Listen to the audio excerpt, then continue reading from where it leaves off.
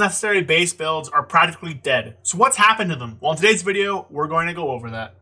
So before we get into the video, I would like to say a few things. First off, thank you all for all the likes on my recent videos. Make sure you go down, hit the like button, and then come back up and watch the video. Hitting the like button is the best, most free way to support any content creator out there. Also, hit the subscribe button, and if you want to become a channel member and help support me make bigger and better videos, there's a link in the description. Thank you all my channel members, and now let's get into it. So, any means necessary.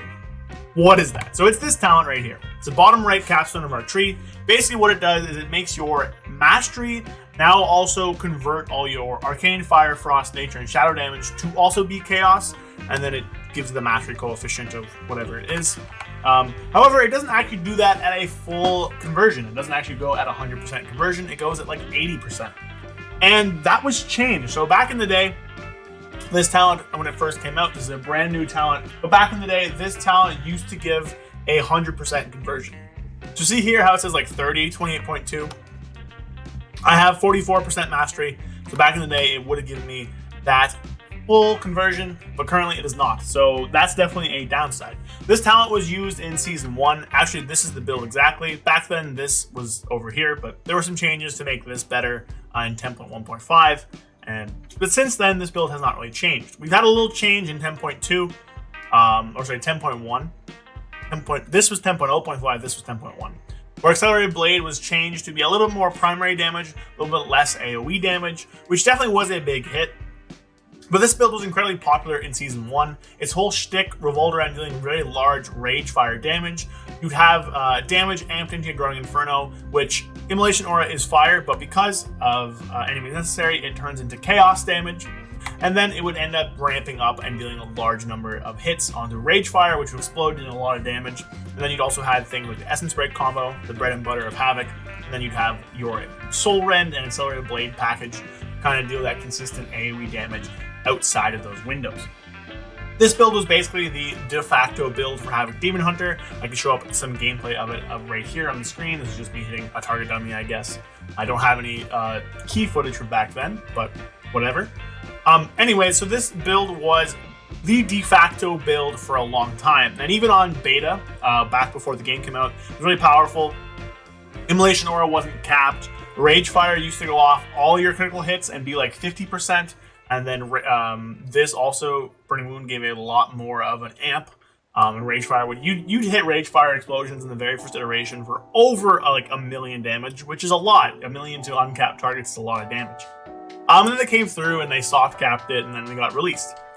Now, this build for a long time was good. Well, coming into 10.1, we actually had some changes, not to this build, but to the rest of Havoc's tree. And the most important one I'd say is the buffs to Inner Demon. Now, Inner Demon is a talent. Basically, entering Demon form causes your next Chaos Strike to unleash your Inner Demon, causing it to crash into your target and deal basically 30,000 Chaos damage to all nearby enemies. This is increased by a lot of different things. It can crit, it's increased by mastery, it's increased by your primary stats, stuff like that. And this is really powerful when you combine it with something like Chaotic Transformation. So whenever you activate Metamorphosis, you reset Blade Dance and Eye-Beam. So basically, every meta window you have gives you 3 uses of Inner Demon. So you do Eye-Beam, Inner Demon, Meta, Inner Demon, Eye-Beam, Inner Demon. So that's 3 uncapped massive AoE hits. And this was actually buffed in this patch to give us a little bit more single target damage, but also pushing our other builds a little bit. Couple that with just the strength of Glaive Tempest, which is a very strong button here. 15 seconds, 17 seconds. It's reduced by haste, and the more haste you have while in Eye-Beam, with Furious Gaze, or with just meta haste, makes it even less. Ends up making this be a very powerful low target count AoE button, almost entirely taking the place of Accelerated Glaive and Soul Rend. So these things come through, all these buffs come through, and on top of that, we also have a buff to Chaos Strike. And this build here, the one I'm currently on, doesn't actually have a ton of Chaos Strike damage to it. A lot of your damage on single target, while it is Chaos Strike, comes from Soul Rend and Accelerated Blade. That's where a lot of the damage just comes from. But in those other builds where you're more focused on having meta uptime or having more just improved Chaos Strike damage, you end up actually gaining more for a build like, let's say, Spread Eagle. Now, Spread Eagle, I'm going to swap to right now. This is the current build that most people will end up playing. It ends up getting a lot of I-beam damage from Blind Fury. You can take 2 points in that. You get a lot of value out of Looks Can Kill. You get Furious Gaze for more haste. You get Inner Demon. You get Restless Hunter for big burst. You get Glaive Tempest, and of course, come down and grab Fodder to the Flame. What you don't grab is Any Means Necessary. And this build now is basically the build you should be playing in most scenarios in Mythic Plus. Now, if you're with an uncoordinated group, I would recommend playing Glaive Tempest instead, just for really, more consistent options. But this has basically eclipsed the damage that Any Means Necessary can provide for you. The boost for Inner Demon, as well as our tier set, boosting our I-beam damage. So for those who don't know, our 2 set is every 175 Fury, you gain 10% agility for 6 seconds. And then our 4 set is each time you gain that agility, you gain some Fury back, and the damage from your next I-beam is increased by 15% up to 5 times. So that works really well with things like Blind Fury, which this build does take, and which the other build just doesn't really have the points for. So this has kind of pushed us towards that Spread Eagle setting. On top of that, there's really powerful 3-minute trinkets that work really well with Spread Eagle. You have things like Fractured Mirror of Tomorrow, or this, ooh, my bag's a mess. This mirror right here, Mirror of Fractured Tomorrows, giving you a ton of crit, as well as summoning a little guy for your 3-minute window. Or Iridius Fragment, also giving you a lot of agility. Back in the day, we had something called Puzzle Box, which gave us a ton of mastery. That is gone now. Now that mastery definitely amped up Any Means Necessary, giving a lot more damage to Ragefire. And this build also takes Ragefire just as a good explosion and like uncapped AoE, but it's much less powerful than with an Any Means based build. So this build has basically come in and replaced Any Means Necessary as the current predominant build. This build features a lot of really, really powerful, really strong burst damage. Every 3 minutes, you get 3 Inner Demons. You get your Restless Hunter buffed Death Sweep, which is actually pretty powerful in AoE. You get your Glaive Tempest, you have a Ragefire, you have your Essence Break. So every 3 minutes, you kind of coalesce every single moment of Havoc like damage into this one massive burst window. You're doing a ton of damage, and that's a lot more valuable. Beforehand, this build was thought about. I have a video of this from like February of this year, talking about this build and how it was discovered and stuff.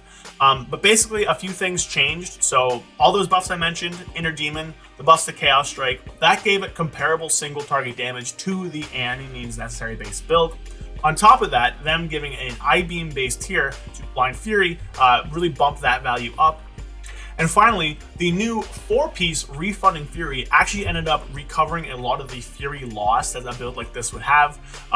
With your Blind Fury, without having anything like Demonic Appetite or Burning Hatred, you do end up feeling pretty Fury starved. However, the 4-piece does help with this, giving you a lot more Fury in general in terms of this build.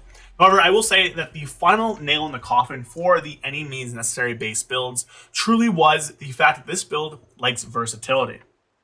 So versatility as a stat is something I have very little of. This is my raid build. My M+ build has some, but a lot less, and I'm going to work on fixing that in the future as we're kind of finishing up on the raid here. We're killing Sark and stuff like that soon, which means that raid will become less of a priority and more so M+. But basically, versatility is a very strong stat. So what it does is it gives you an increased damage done for the percentage you have, and then reduces the damage you take by half of that value. So if I have 2%, I don't exactly have 2%, it's rounding up here, but I have 1.53% versatility basically.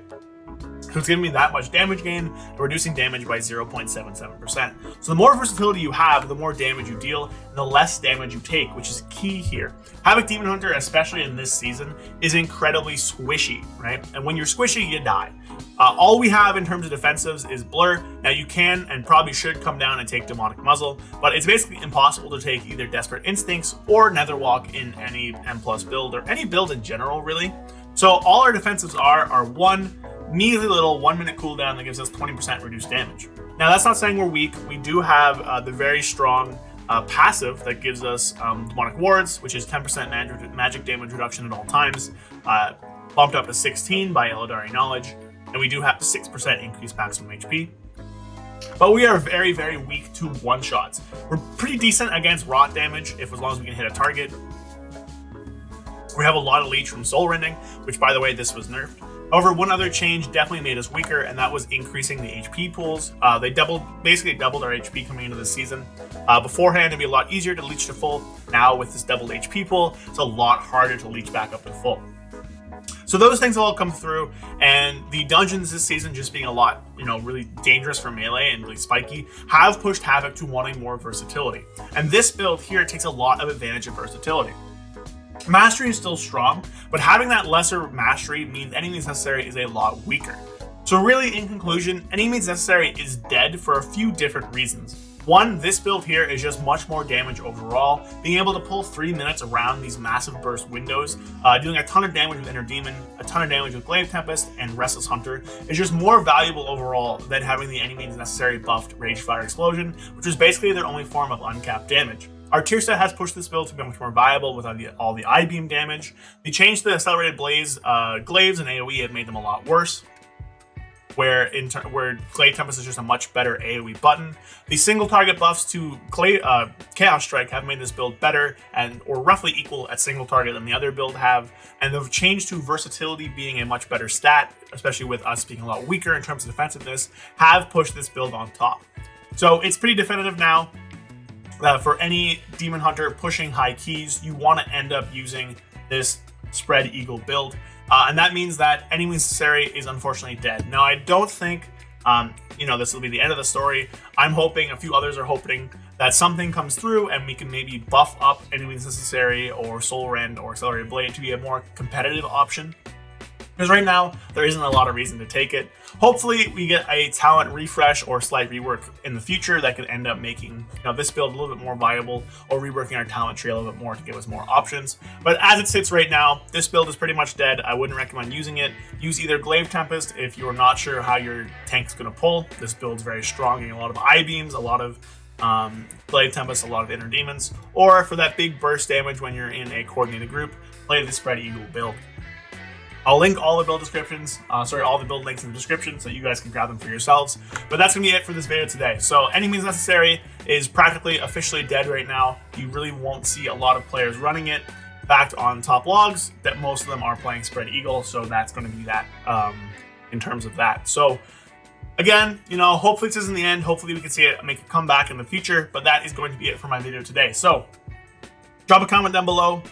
What do you think? Do you wish any means necessary gets a bit of a resurgence in the future? Are you happy it's gone?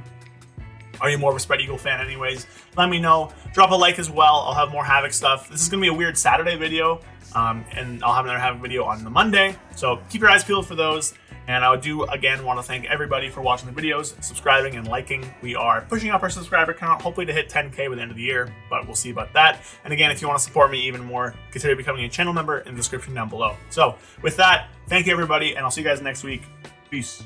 A big thank you to all of my channel members who help support me and make videos like this possible. Thank you to 121, Payne, Joshua O'Connell, Brad Wisniak, Zulgan, James, Evandro Faraz, It's Bulk, FlatTech67, and Angelo. A big shout out to all of you. You guys are such a big help to supporting the channel. If you want to support the channel and help me make bigger and better videos, then become a channel member with the link below. There's a little link in the description. You get to become a channel member. You get a ton of cool perks, including some emotes to use in live chats and comments. You get a shout out at the end of my videos. You get access to an exclusive part of the Discord, the Voodoo Discord server, and also access to things such as VOD and log review. So again, big thank you to all you people.